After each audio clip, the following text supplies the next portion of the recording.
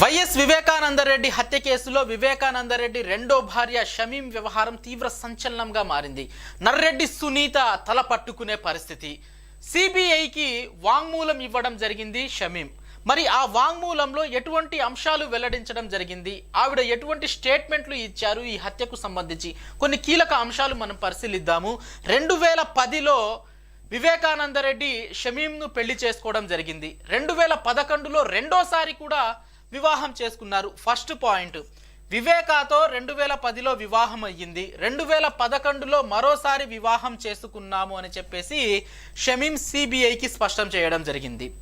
ఇక రెండో పాయింట్, 2015లో షహన్షా జన్మించారు. ఎవరైతే కుమారుడు వివేకానందరెడ్డికి షమీంకు 2015లో జన్మించడం జరిగింది అని చెప్పేసి షమీం సిబిఐకి స్పష్టం చేయడం జరిగింది.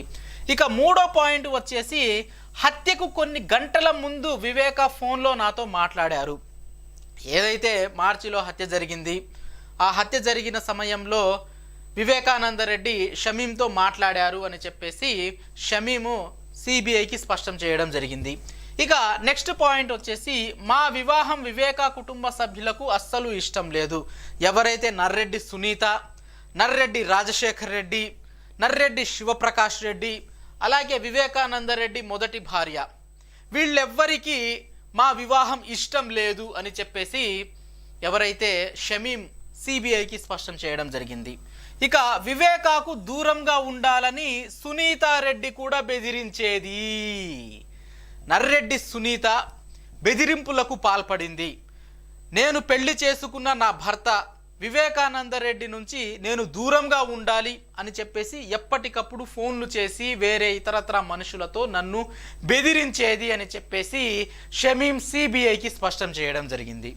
ఇక నెక్స్ట్ పాయింట్, పలుమార్లు శివప్రకాష్ రెడ్డి నన్ను బెదిరించారు.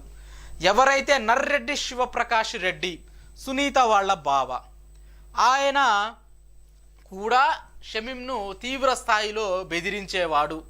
వివేకానందరెడ్డికి దూరంగా ఉండు అని చెప్పేసి పలుమార్లు శివప్రకాష్ రెడ్డి కూడా బెదిరించేవాడు అని చెప్పేసి షమీం సిబిఐకి స్పష్టం చేసినటువంటి పరిస్థితి. ఇక నెక్స్ట్ పాయింట్, వివేక ఆస్తిపై సునీత భర్త నర్రెడ్డి రాజశేఖర్ రెడ్డి కన్నేశాడు. చాలా చాలా చాలా కీలకమైనటువంటి అంశము. మరి ఇటువంటి కోణం ఎందుకు సిబిఐ పట్టించుకోలేదు? ఎవరైతే వివేకానందరెడ్డి రెండో భార్య షమీం సిబిఐకి స్పష్టంగా చెప్పారు. ఏమని? నర్రెడ్డి రాజశేఖర్ రెడ్డి సునీత భర్త వివేకానందరెడ్డి ఆస్తిపై కన్నేశారు అని చెప్పేసి షమీం స్పష్టం చేసినా సరే సిబిఐ ఎందుకు ఈ అంశాన్ని పట్టించుకోవడం లేదు? ఈ అంశంపై దృష్టి సారించడం ఎందుకు దృష్టి సారించడం లేదు? ఎందుకు ముందుకు తీసుకెళ్లడం లేదు? ఈ కోణంలో ఎందుకు దర్యాప్తు చేయడం లేదు అన్నటువంటి అంశాన్ని వైఎస్ఆర్ కాంగ్రెస్ పార్టీ తెరపైకి తీసుకొస్తా ఉన్నటువంటి పరిస్థితి.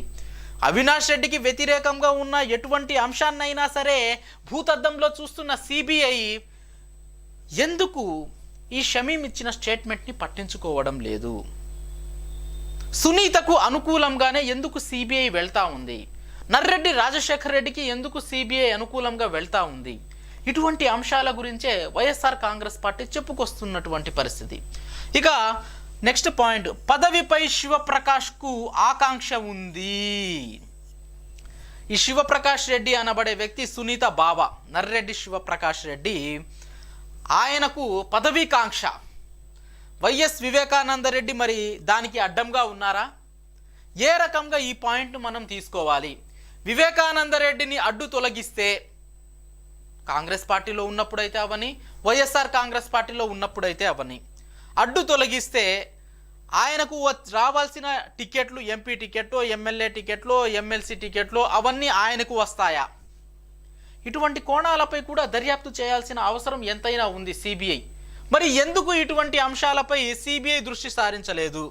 ఇక నెక్స్ట్ పాయింట్, షహన్షా పేరుపై 4 ఎకరాలు కొందామని వివేకానందరెడ్డి అనుకున్నారు, కానీ దాన్ని శివప్రకాష్ రెడ్డి ఆపేశారు. ఎవరైతే సునీత బావ నర్రెడ్డి శివప్రకాష్ రెడ్డి వివేకానందరెడ్డిని ఆపేశారు. వివేకానందరెడ్డి వారసుడు ఎవరైతే ఉన్నారో షహన్షా, షమీంకి పుట్టిన అబ్బాయి షహన్షా, అతని పేరు మీద 4 ఎకరాలు కొందామని చెప్పేసి వివేకానందరెడ్డి తలపిస్తే దాన్ని సునీత బావ శివప్రకాష్ రెడ్డి ఆపేశాడు. ఆ అంశాన్ని కూడా షమీం సిబిఐకి వెల్లడించడం జరిగింది. మరి ఈ అంశంపై సిబిఐ ఎంతవరకు దృష్టి సారించడం జరిగింది? నెక్స్ట్ పాయింట్, వివేకాను సొంత కుటుంబ సభ్యులే దూరం పెట్టేశారు. షమీం సిబిఐకి వెల్లడించడం జరిగింది. వివేకానంద రెడ్డిని సొంత కుటుంబ సభ్యులు నర్రెడ్డి రాజశేఖర్ రెడ్డి అవని, నర్రెడ్డి సునీత అవని, నర్రెడ్డి శివప్రకాష్ రెడ్డి అవని సొంత కుటుంబ సభ్యులే వివేకానంద రెడ్డిని దూరం పెట్టేశారు అని చెప్పేసి షమీం స్పష్టం చేయడం జరిగింది. ఇక నెక్స్ట్, అన్యాయంగా వివేకానంద రెడ్డి చెక్ పవర్ను కూడా తొలగించారు.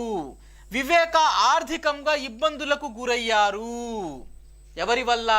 సొంత కుటుంబ సభ్యుల వల్ల. నర్రెడ్డి సునీత అవని, నర్రెడ్డి రాజశేఖర్ రెడ్డి అవని, శివప్రకాష్ రెడ్డి అవని, వేరే ఇతరత్ర సభ్యులు ఎవరైతే అవని, వీళ్ల వల్లే వివేకానంద రెడ్డి ఆర్థికంగా బలహీనుడయ్యాడు అని చెప్పేసి ఎవరైతే వివేకానంద రెడ్డి రెండో భార్య షమీం సిబిఐకి స్పష్టం చేయడం జరిగింది. మరి ఈ కోణంపై సిబిఐ దృష్టి సారించిందా? నెక్స్ట్ పాయింట్, బెంగుళూరు ల్యాండ్ సెటిల్మెంటుతో 8 కోట్లు వస్తాయని వివేకానంద రెడ్డి చెప్పుకొచ్చారు. బెంగుళూరు ల్యాండ్ సెటిల్మెంట్ వ్యవహారంలో 8 కోట్లు వచ్చేస్తాయి, ఆర్థికంగా కొంచెం పుంజుకోవచ్చు అన్నటువంటి అభిప్రాయం అయితే వివేకానంద రెడ్డికి ఉంది. బెంగుళూరు ల్యాండ్ సెటిల్మెంట్తో 8 కోట్లు వస్తాయి అని చెప్పేసి వివేక చెప్పారు అన్నటువంటి అంశాన్ని సిబిఐ దృష్టికి షమీం తీసుకెళ్ళినటువంటి పరిస్థితి. ఇక హత్యకు కొన్ని గంటల ముందు కూడా 8 కోట్ల గురించే మాట్లాడారు. ఈ బెంగుళూరు ల్యాండ్ సెటిల్మెంట్ ఏదైతే ఉందో 8 కోట్ల వ్యవహారం, దీని గురించే హత్య జరగక కొన్ని గంటల ముందు నాతో మాట్లాడారు అని చెప్పేసి షమీం స్పష్టం చేయడం జరిగింది. ఇక వివేక ఆస్తిపై సునీత భర్త నర్రెడ్డి రాజశేఖర్ రెడ్డి కన్నేశారు. సునీత భర్త నర్రెడ్డి రాజశేఖర్ రెడ్డి వివేకానంద రెడ్డి ఆస్తిపై కన్నేశాడు. ఇక్కడ ఈ అంశం గురించి మనం స్పష్టంగా మాట్లాడుకోవాలి.